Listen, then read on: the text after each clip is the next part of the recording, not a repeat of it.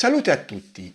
Gli interlocutori di questo video saranno soprattutto i cosiddetti merendari, cioè coloro che credono alla ricostruzione processuale e interpretano il ruolo di Giancarlo Lotti come quello di un complice secondario di Pacciani e Vanni, sostanzialmente che faceva quella specie di palo. Questo video presenterà un esempio di come i giudici arrivarono a emettere il loro verdetto di colpevolezza sulla base di elementi assolutamente inconsistenti, sulla base delle fandonie di Giancarlo Lotti, ma anche sulla base di ragionamenti illogici che non tenevano conto della realtà. Ci occuperemo della fuga per strade secondarie, per strade sterrate, dopo il delitto di Vicchio. Ecco, noi vediamo che c'è la piazzola della Boschetta, in alto c'è Ponte a Vicchio, in basso c'è Dicomano. La fuga si svolse in direzione di Dicomano, secondo la ricostruzione processuale. Invece di percorrere la strada con un po' di curve, ma sostanzialmente rettilinea, asfaltata, sagginalese, le due macchine di Pacciani e Vanni e Lotti avrebbero deviato, ecco come si vede con questo cerchio azzurro che è solo schematico, avrebbero deviato per queste strade secondarie facendo un anello e poi ritornando sulla Sagginalese. Riguardo il delitto di Vicchio, sappiamo già che il racconto di Giancarlo Lotti era viziato da un elemento di assoluta irrealtà che lo squalificava fin da subito, quello dell'orario. Perché Giancarlo Lotti aveva raccontato che loro erano partiti alle 10 da San Casciano, erano arrivati sulla piazzola alle 11 e poi li avevano ucciso. Ma sappiamo anche che i ragazzi erano stati uccisi prima delle 10, lo sappiamo sia per il racconto dei genitori, della madre di Pia, che loro erano usciti poco dopo le 9 e dovevano rientrare di lì a un'ora o poco più, per cui erano subito andati in questo posto e avevano cominciato a spogliarsi per fare l'amore. E sia e soprattutto perché abbiamo la testimonianza di due testimoni separati, testimonianze separate, che avevano sentito colpi di pistola alle 21:45 provenire dalla zona del delitto. Per cui diciamo che questa ricostruzione del delitto di Vicchio da parte di Lotti era inficiata fin da subito da questo vizio, per cui sembrerebbe inutile star lì ad addentrarsi in questi ragionamenti su questa fuga dopo il delitto, però è importante perché appunto dimostra come i giudici ragionarono male sostanzialmente, no? È un classico esempio. Ma vediamo di partire dall'inizio.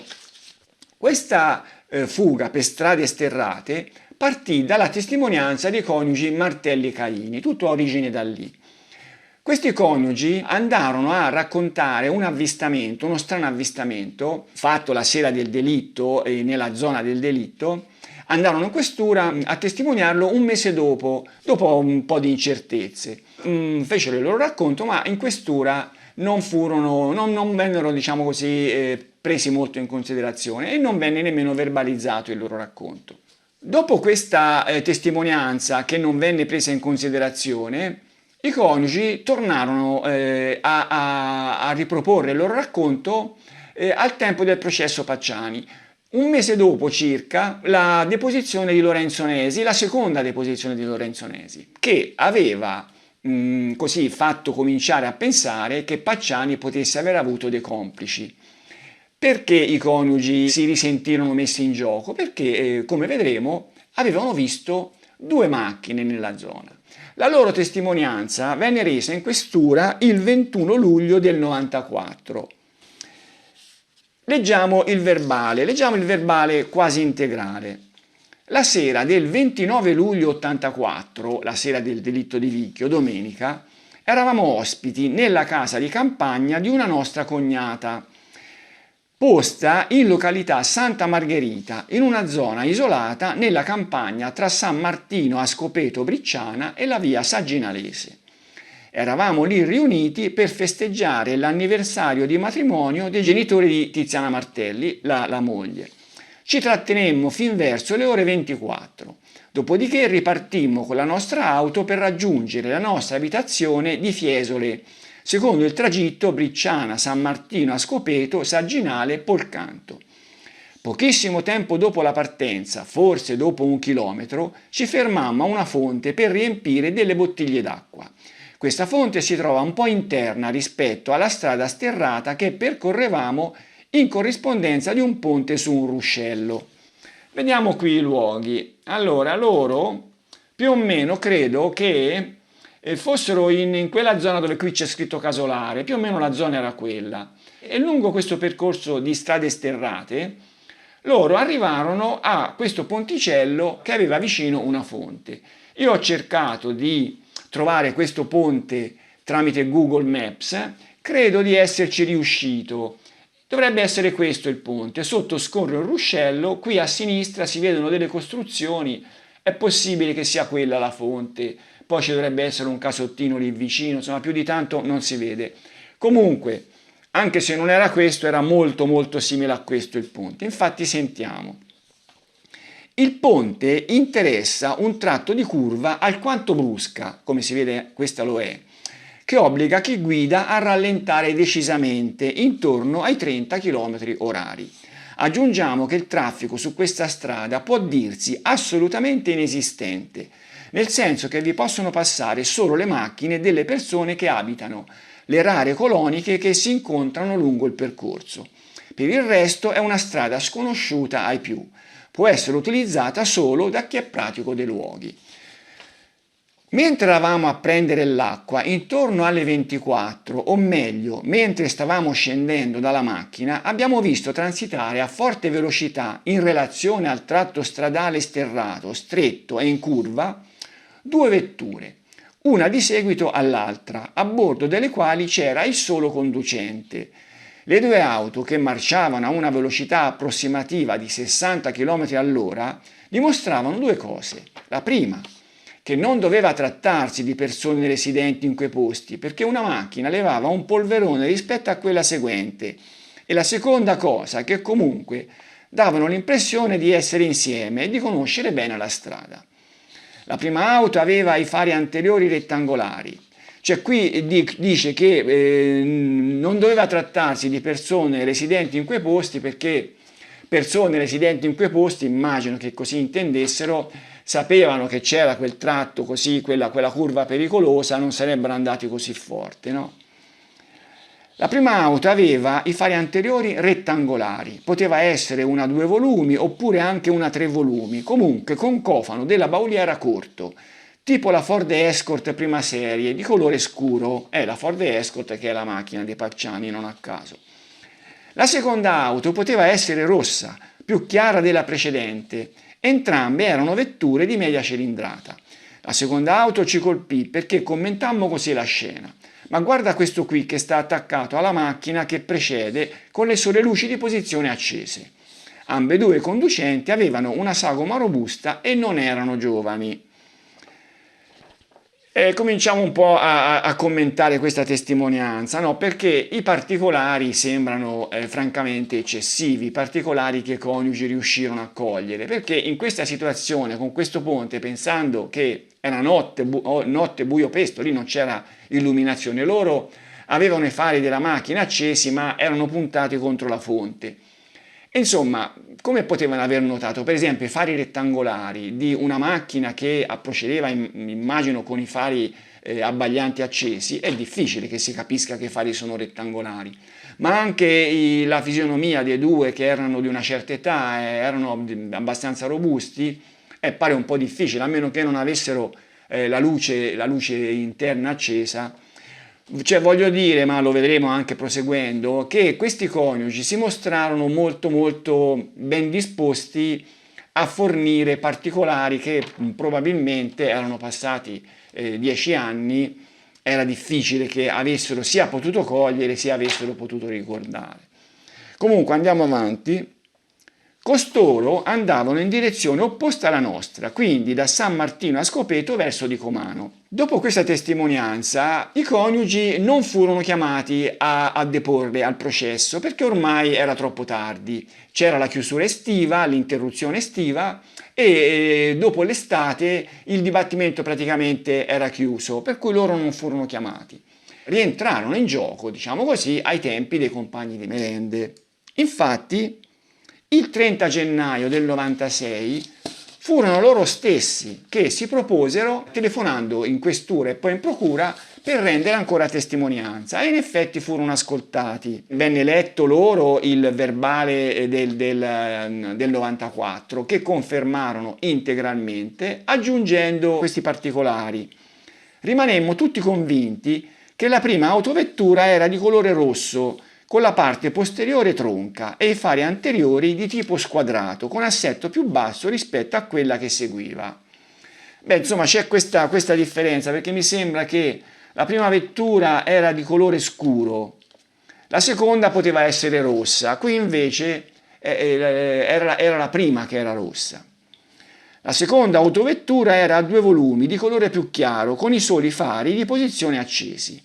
A questo punto del verbale viene introdotta la signora Martelli Tiziana, perché qui era Andrea Caini che parlava, che conferma integralmente quanto dichiarato dal coniuge.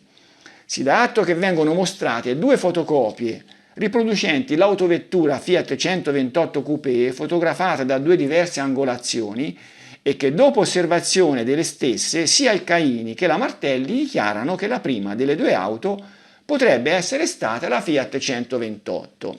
E qui c'è la dimostrazione di come i coniugi erano propensi, diciamo così, a venire incontro alle esigenze dei loro interlocutori, perché ricordo che quel 30 gennaio 96 si era in piena individuazione della Fiat 128 Coupé di Giancarlo Lotti. E però notiamo che in questa testimonianza sarebbe Lotti che fa l'andatura, no? Poi vedremo che invece le cose saranno diverse.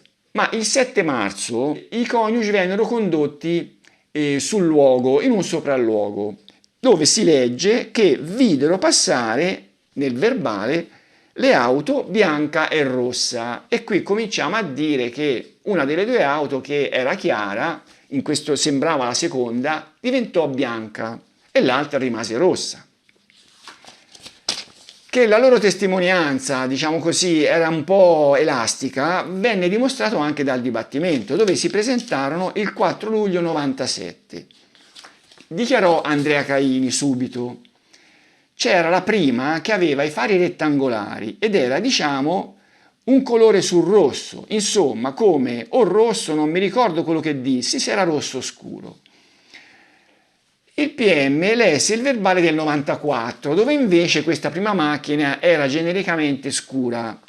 Dopodiché Caini cambiò un pochino tiro, anche perché lì per lì al colore uno non è che...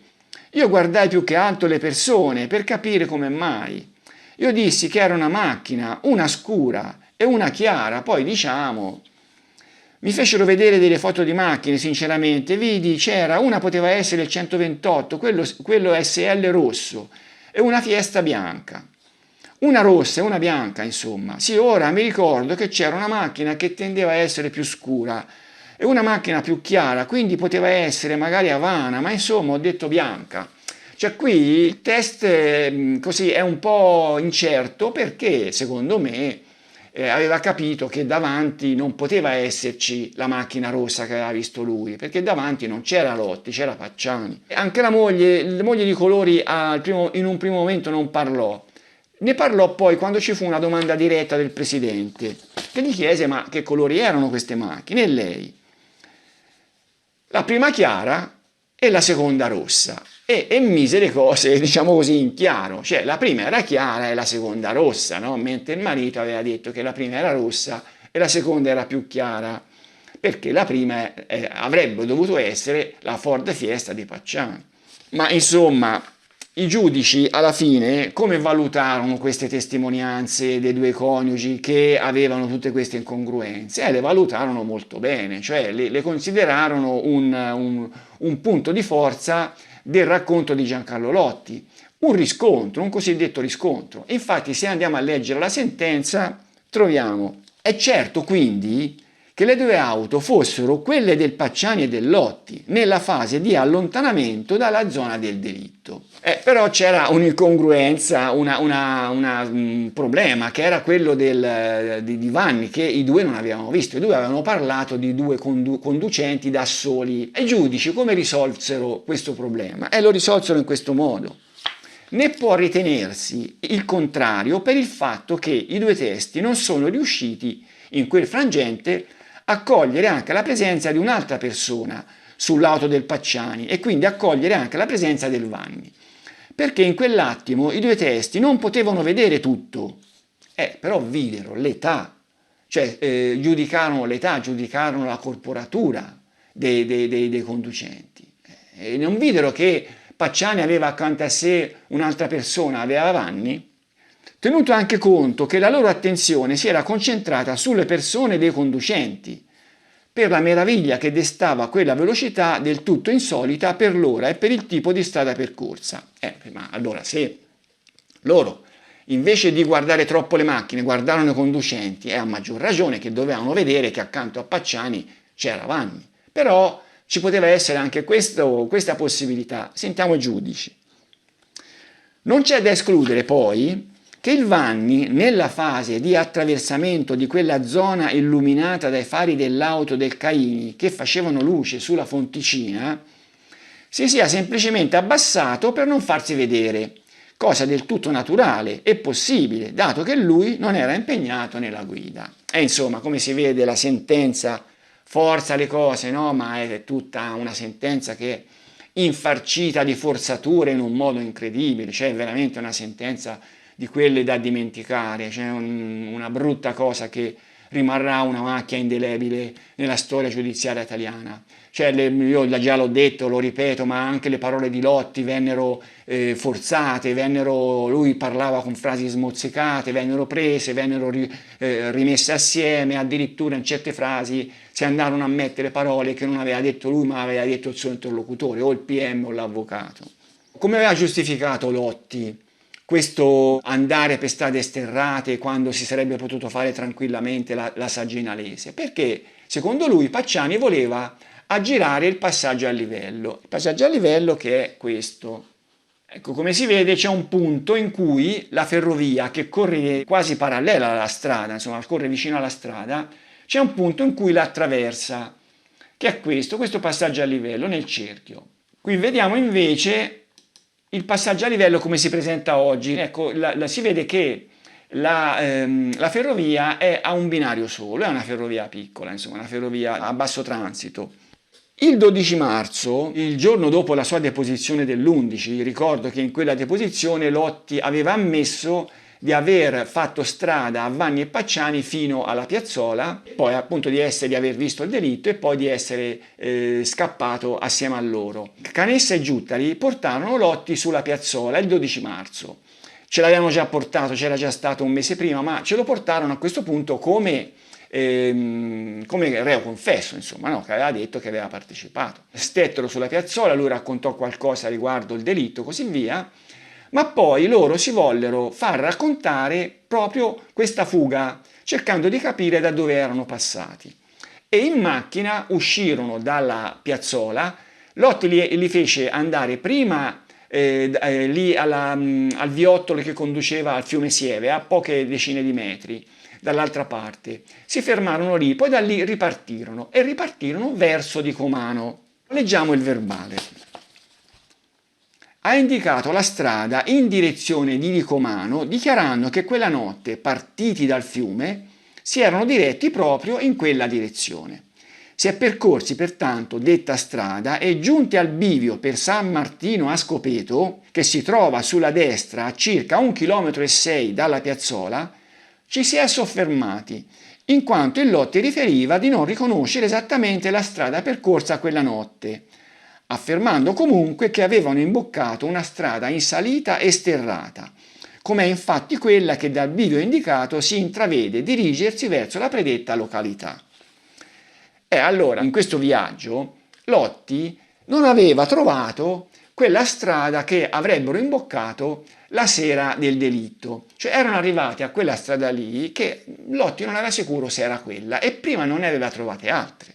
Faccio notare che intanto il passaggio a livello era stato superato, per cui questa giustificazione del passaggio a livello che doveva essere aggirato tramite questo strano percorso, i suoi interlocutori cominciarono a sudare freddo. Infatti, cosa fecero? Tornarono indietro per vedere se Lotti riconosceva questa strada, trovava questa strada. L'ufficio quindi ha fatto dirigere l'auto di nuovo sulla strada provinciale saginalese con direzione Ponte Avvicchio. Tornarono indietro, insomma, al fine di verificare se il Lotti riconosceva altre strade con le medesime caratteristiche. Dato l'esito negativo di tale esperimento, ancora non la trovò, si invertiva la marcia sempre sulla medesima strada con direzione di Comano, cioè questi arrivano quasi a Ponte Avvicchio, tornano indietro. Giunti nuovamente al bivio per San Martino a Scopeto, si proseguiva ancora in direzione di Comano, per cui stavolta proseguono, vanno avanti, superano il bivio per San Martino, al fine di verificare se era possibile rinvenire altre strade sterrate sulla destra note a Lotti. Si raggiungeva quindi il bivio sulla destra con indicata la località Bricciana e si imboccava la strada sterrata che conduce a detta località, superata la quale, individuata la fonte, per cui arrivano alla fonte dove c'era stato questo avvistamento, già oggetto di sopralluogo con altri testi in data 7 marzo 96, si fermava l'auto in tal punto e si invitava il Lotti a dire se conosceva quei luoghi. Eccolo qui. Si è arrivati al punto in cui c'era stato questo avvistamento. Vediamo Lotti cosa dice. Esaminati i luoghi, il Lotti dichiarava di riconoscere il ponte che si trova in prossimità della fonte, nonché un casottino in muratura che si trova a destra della fonte stessa, e guardando l'acqua scorrere sotto il ponte diceva: la notte in cui ci siamo passati scorreva meno acqua. E qui è diciamo così, il metodo di Lotti della commediola, no? che dice scorreva meno acqua, un po' come aveva fatto quando Pucci aveva parlato del coltello di Vanni nell'interrogatorio dell'11 febbraio, con il loro confronto, e che Lotti aveva detto sì, è abbastanza lungo, no? Come dire, so qualcosa anch'io. In questo caso dice, scorreva meno acqua, no? E come aveva fatto ad accorgersi che scorreva meno acqua? In quella situazione, cioè di buio in quel modo, con l'auto che era dietro all'altra, addirittura aveva soltanto i fari di posizione, aveva guardato di sotto per vedere se c'era l'acqua che scorreva e si era accorto che scorreva meno acqua di quella o più acqua di quella che scorreva in quel momento, cioè è una cosa assolutamente da non credere, no? Ha precisato altresì, continua il verbale, di avere effettivamente percorso quella strada, in direzione però opposta a quella percorsa oggi, perché loro la stavano facendo in direzione opposta alla fuga di quella notte, riferendo le circostanze già indicate alla polizia giudiziaria e in particolare di aver percorso quella strada seguendo con la sua Fiat 128 l'auto Ford Fiesta del Pacciani, sulla quale si trovava anche il Vanni, e che il Pacciani procedeva ad andatura sostenuta, alzando molta polvere, tanto che per vedere la carreggiata era costretta a usare i primi fari. Ha aggiunto che proseguendo la strada quella sera avevano raggiunto la strada asfaltata saginalese e quindi di Comano con direzione Firenze. L'ufficio dà atto che dopo la fermata alla fonte si è proseguito in auto con direzione San Martino a Scopeto. Ciò questi continuano ad andare sempre per queste strade in direzione contraria a quella che avrebbero percorso gli assassini quella notte. Ecco, vediamo il percorso. E dopo essersi soffermati in detta località, a San Martino a Scopeto, su indicazione del Lotti si è imboccato una strada a destra in discesa molto stretta ed accidentata che ha condotto nuovamente sulla Saginalese, esattamente nel punto in cui vi è l'indicazione San Martino a Scopeto, dove si erano fermati al giro prima. E insomma avevano fatto questo anello, in direzione contraria alla direzione di quella notte. Ma era stato questo l'anello che avevano fatto Vanni e Pacciani con dietro Lotti quella notte? Possiamo notare che in questo modo il passaggio a livello non veniva affatto aggirato. E allora che motivo c'era di avventurarsi per queste strade sterrate con un percorso che era come minimo 5-6 volte quello che sarebbe stato se avessero proseguito sulla strada asfaltata, un percorso di nemmeno 2 chilometri. Ne avrebbero fatti 10 per cosa? Qual era il motivo, visto che il passaggio a livello non veniva evitato? Ma allora io penso che Giuttari e Canessa si resero conto che portare in dibattimento questo percorso poteva voler dire non essere creduti, no? Perché appunto non c'era motivo, e poi invece vedremo che non sarà così. E allora Giuttari nei giorni successivi si ingegnò per trovare una soluzione, cioè questo è quello che penso io, ma penso che qualsiasi investigatore avrebbe fatto la stessa cosa, no? Ci doveva essere un'altra strada che gli assassini avevano percorso, che poi l'avessero percorsa davvero oppure no, poco importa, no, c'era comunque un altro percorso da proporre in dibattimento. E allora Giuttari andò a recuperare una vecchia testimonianza che era stata trascurata, una delle tante, no, che lui aveva recuperato, e che a dire il vero era stata però proposta già dalla SAM qualche tempo prima, tra le possibili, diciamo, testimonianze che in qualche modo raccontavano di avvistamenti di auto e così via. Quella di Maria Grazia Frigo. Lo leggiamo dal mio articolo, ho scritto un articolo di questo argomento sul blog diversi anni fa. Abbiamo visto che prendendo a destra in uscita dalla piazzola, come era stato fatto nel sopralluogo del 12 marzo, non esisteva alcuna strada in grado di aggirare il passaggio a livello. Considerati gli sviluppi successivi, si può a ragion veduta ipotizzare che dopo quel deludente sopralluogo Giuttari si fosse messo alla ricerca di nuovi spunti per una possibile soluzione alternativa. L'abile poliziotto era quindi tornato a scartabellare tra i documenti trascurati dalla precedente inchiesta, trovando una relazione del PM datata 2 dicembre 1992 e un verbale di interrogatorio di 2 giorni dopo relativi a un'interessante testimonianza, quella di Maria Grazia Frigo. Dai 2 documenti risultava che la signora aveva telefonato a Canessa affermando di aver incrociato la notte del delitto di Vicchio su una stretta strada di campagna vicina alla piazzola un'auto rossa lanciata a folle velocità, che per poco non era andata addosso alla sua. Lo spericolato guidatore altri non sarebbe stato che Pietro Pacciani, riconosciuto da una foto vista su un giornale. E insomma, la signora era una dei tanti testimoni che aveva riconosciuto Pacciani sul giornale associandolo a un avvistamento di tanti anni prima relativo a uno dei delitti del mostro di Firenze. Erano stati tanti i testimoni in questa condizione, no? Ricordo Ivo Longo, ricordo Acomanni, eccetera, eccetera. Perché la Frigo non era stata chiamata a deporre al successivo processo? Per le poco tranquillizzanti modalità del riconoscimento, si potrebbe immaginare, avvenuto su una foto di giornale dopo un fuggevole incontro automobilistico nel buio di una notte di ben 8 anni prima. A dire il vero però, diversi altri testimoni invece convocati non avevano offerto molto di più, quindi più probabilmente la testimonianza della donna era stata scartata poiché Pietro Pacciani non aveva mai posseduto l'auto rossa della telefonata, tra l'altro divenuta semplicemente scura nel successivo interrogatorio, quello del PM. Come si sa, quella del contadino era bianca. Infatti, dalla nota di Canessa del 2 dicembre si legge: un'auto rossa, affari spenti, forse una Ford o una Renault, non certo una Fiat. Nella telefonata al PM aveva detto questo: un'auto rossa, forse una Ford o una Renault, non certo una Fiat.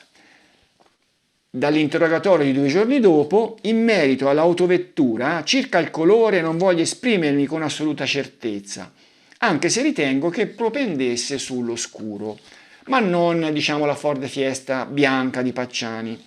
Ma qual era il punto di avvistamento di questa macchina? E questo è interessante, no? Per Giuttari, per il Giuttari che stava cercando di trovare questo punto di ingresso di questa fuga.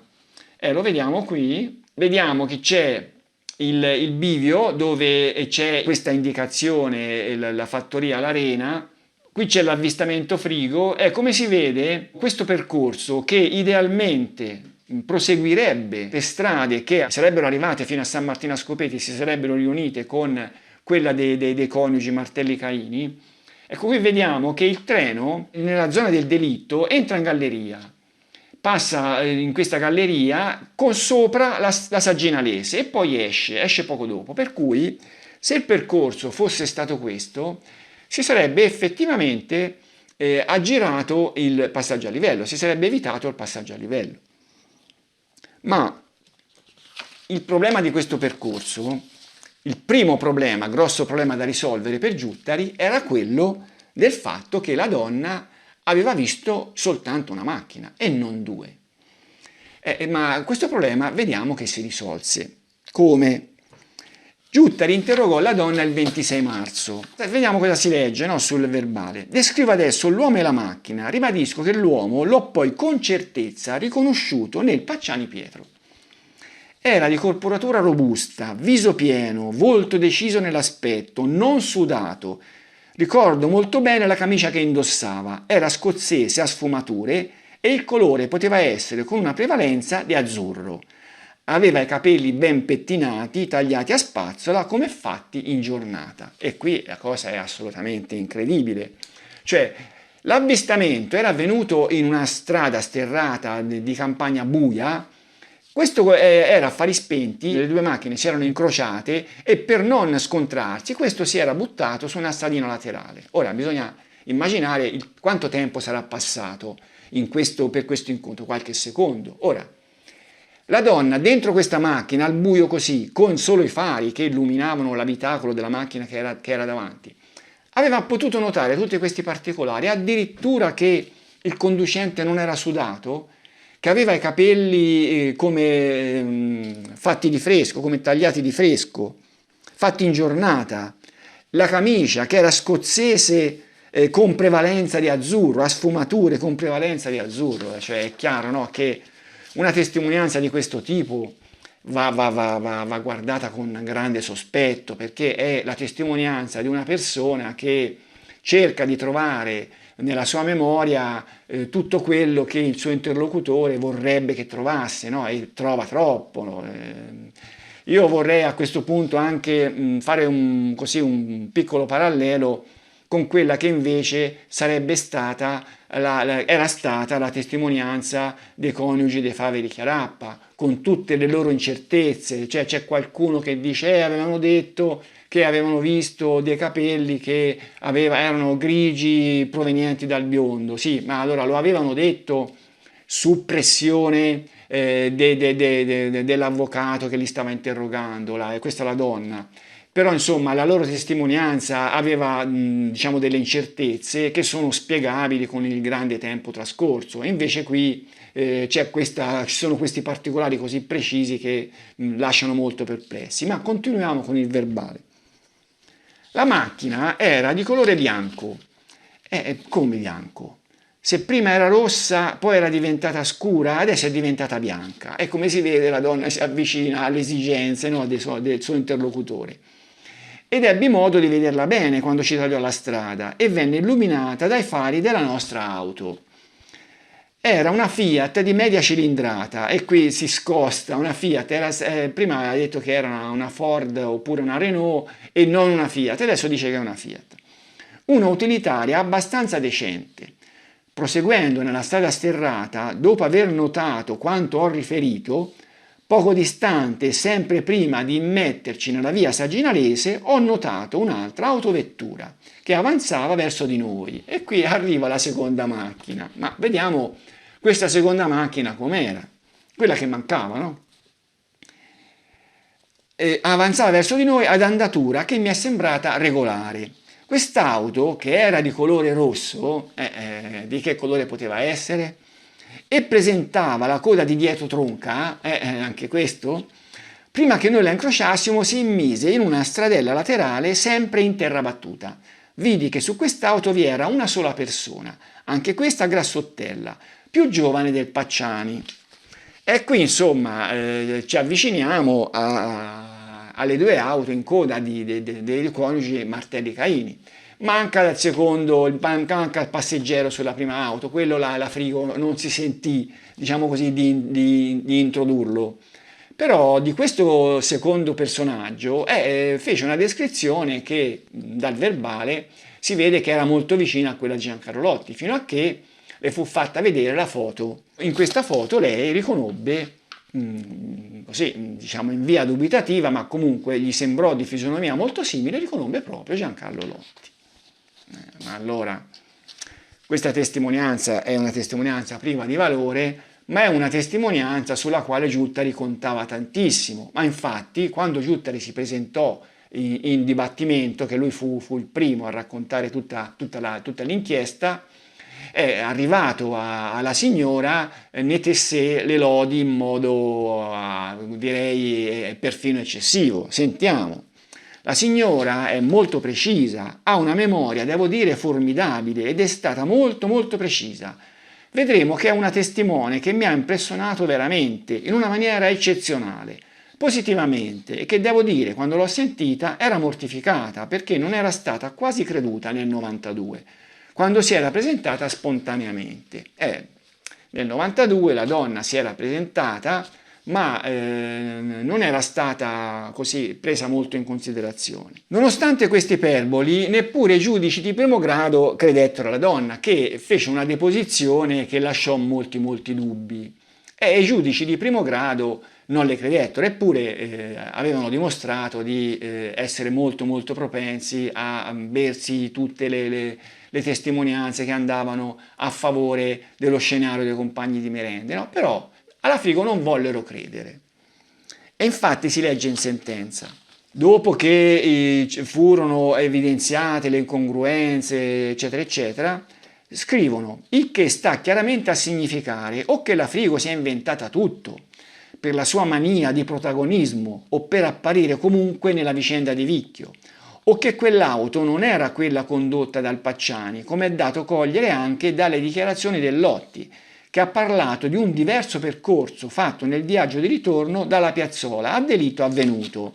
E qui vedremo che i giudici non colgono l'assist di Giuttari di questo percorso che avrebbe evitato il passaggio a livello, ma sposano quel percorso ad anello che abbiamo visto prima, poi lo vedremo.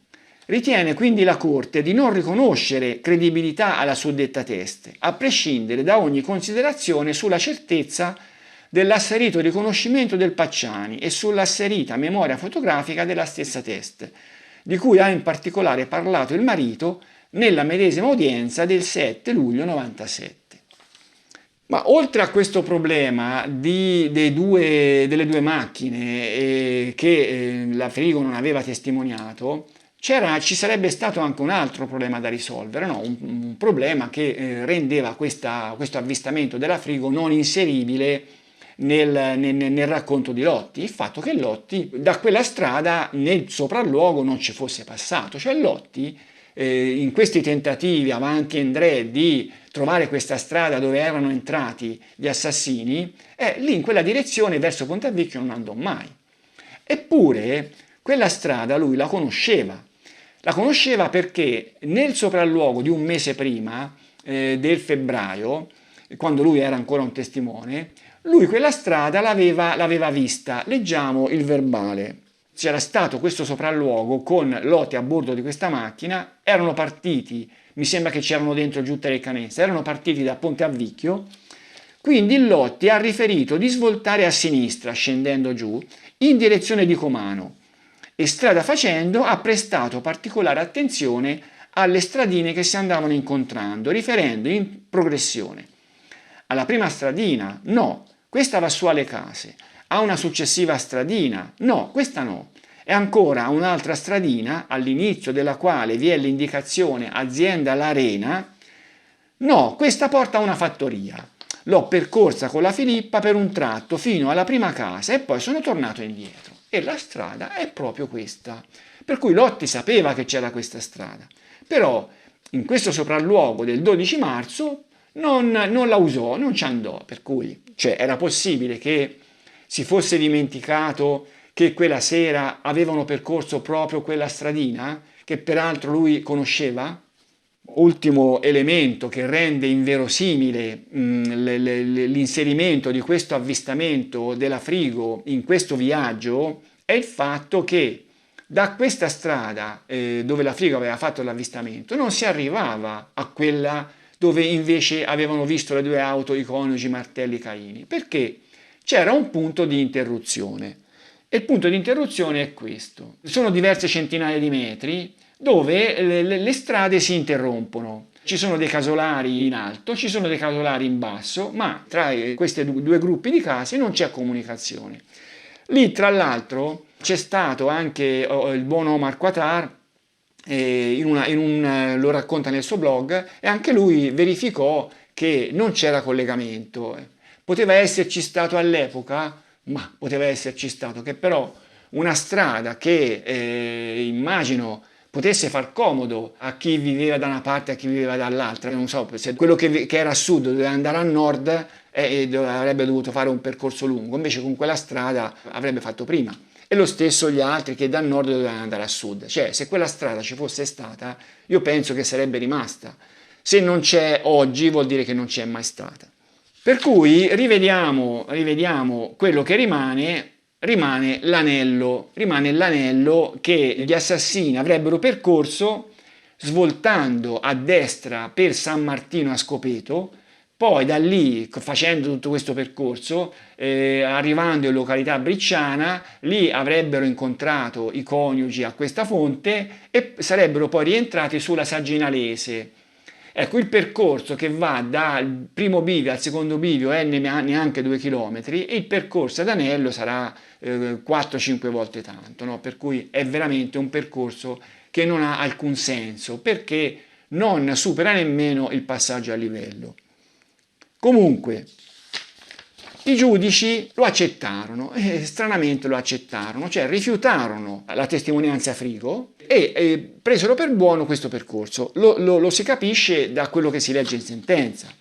Il Lotti, in sede di accesso nella zona del delitto, insieme alla polizia giudiziaria, in data 12 marzo 96, cioè nel sopralluogo che abbiamo visto prima, ha riconosciuto e indicato la strada sterrata percorsa quella notte dopo il delitto, nella fase di allontanamento dalla piazzola.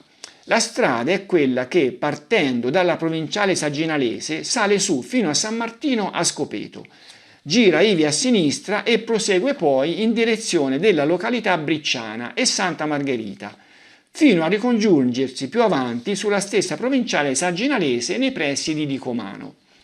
Per cui è proprio quello l'anello che avrebbero percorso. Il punto di partenza di tale strada sterrata si trova esattamente alla distanza di chilometri 1,6 dalla piazzola del delitto e sulla destra della provinciale Saginalese, avuto riguardo alla direzione di chi provenga dalla piazzola e imbocchi detta provinciale Saginalese in direzione di Dicomano, che è poi il senso indicato dallo stesso Lotti, per cui non ci sono proprio dubbi. Il percorso è quello, un percorso assolutamente inutile perché non superava neppure il passaggio a livello. Ma un'altra cosa assurda è questa, che quel passaggio a livello, se anche gli assassini se lo fossero trovato davanti, l'avrebbero trovato aperto. Perché? Quella era una linea a basso traffico, era ed è una linea a basso traffico, a un binario solo, e dopo una certa ora treni non ce ne sono più. Se si va a vedere l'orario di oggi, si vede che ci sono treni che mi sembra l'ultimo è verso le 10, una roba del genere, ma all'epoca al processo fu chiamato un ingegnere, Angelo Rondellini, che si occupava della manutenzione di quella linea lì e gli fu chiesto quando passava l'ultimo treno da quel passaggio a livello e lui raccontò che, dette degli orari precisi, disse che quel passaggio a livello di domenica si chiudeva l'ultima volta dalle 21:31 alle 21:37, ma che nei festivi d'estate c'era un ulteriore treno che lo faceva chiudere dalle 22:28 alle 22:34. Ma l'avvistamento Martelli Caini fu attorno a mezzanotte. Allora, quel passaggio a livello sarebbe sicuramente stato trovato aperto. Pacciani non lo sapeva?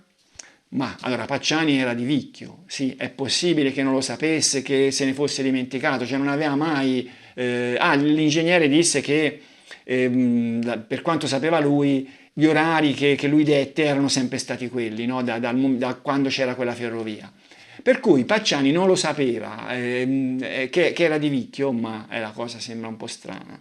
Diciamo che abbandoniamo questo argomento della fuga per strade sterrate dicendo che è proprio un esempio dell'illogicità di tanti ragionamenti che i giudici fecero in sentenza. Pensare che gli assassini potessero aver fatto questo percorso senza motivo era veramente una cosa assurda.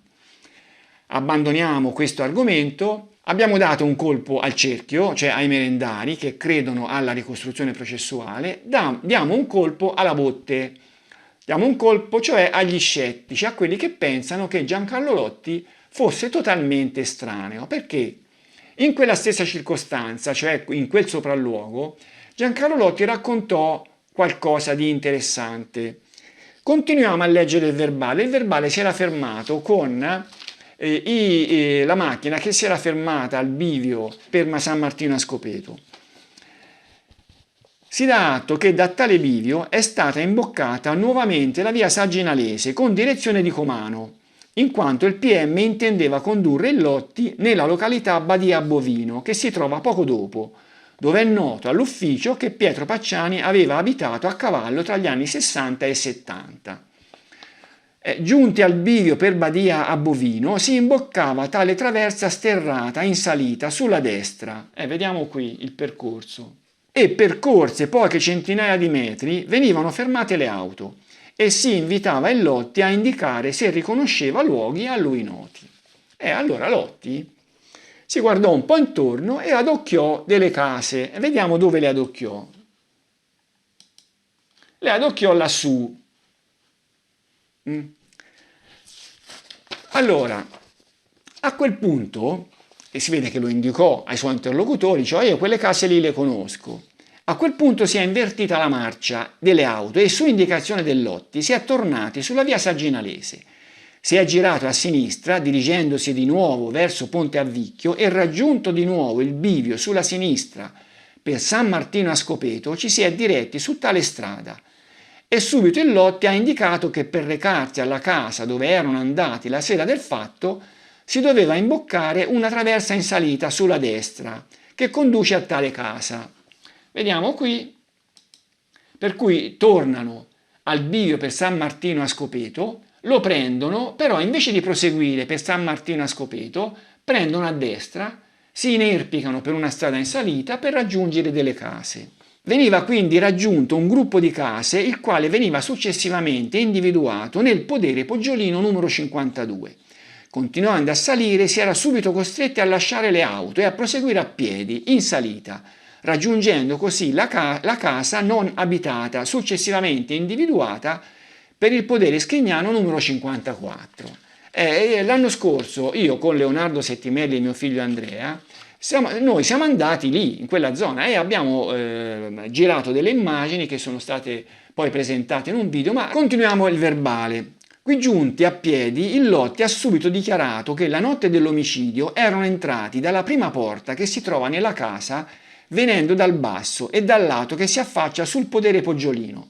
Quindi si è introdotto in tale porta, che è tuttora priva di chiusura, perché lo stabile era diroccato, e si è quindi subito diretto sulla destra dell'unica stanza a cui si accede da tale porta, ove nella parete vi è una fessura di circa centimetri 30 di lunghezza e 50 di altezza, e ha dichiarato che quella sera il Pacciani aveva nascosto la pistola usata per il delitto, avvolta per quel che vide in un giornale, in tale cavità, ricoperta poi con terra, pietre ed erba secca. Il PM dà atto che a questo punto il Lotti ha personalmente provveduto a rimuovere l'erba secca, la terra e le pietre che si trovavano in quella cavità per una profondità di circa 15 cm, fino a raggiungere la parte murata in pietre e mattoni, senza apparentemente rinvenire alcunché.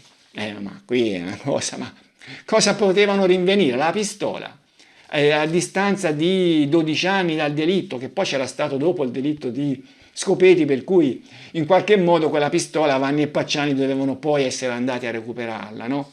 Cioè non potevano rinvenirci quella pistola evidentemente. Non so, Lotti ha fatto la commedia. Si dà atto che Lotti ha dichiarato che è sicuro che la sera del fatto il Pacciani e il Vanni nascosero lì la pistola usata per l'omicidio, ponendola nella buca personalmente il Pacciani in posizione orizzontale, ricoprendola nei modi sopra indicati per come egli stesso aveva visto. Ma facciamo un commento su questo fatto, no? Che Lotti portò gli inquirenti in questo rudere con questo buco dove secondo lui ci sarebbe stata nascosta la pistola. Allora è chiaro che aver nascosto la pistola dopo il delitto lì non aveva senso, no? Perché che motivo c'era di metterla lì? Che poi dopo, quando il delitto sarebbe stato scoperto, sarebbe stato un problema andarla a recuperare con le forze dell'ordine che circolavano in zona.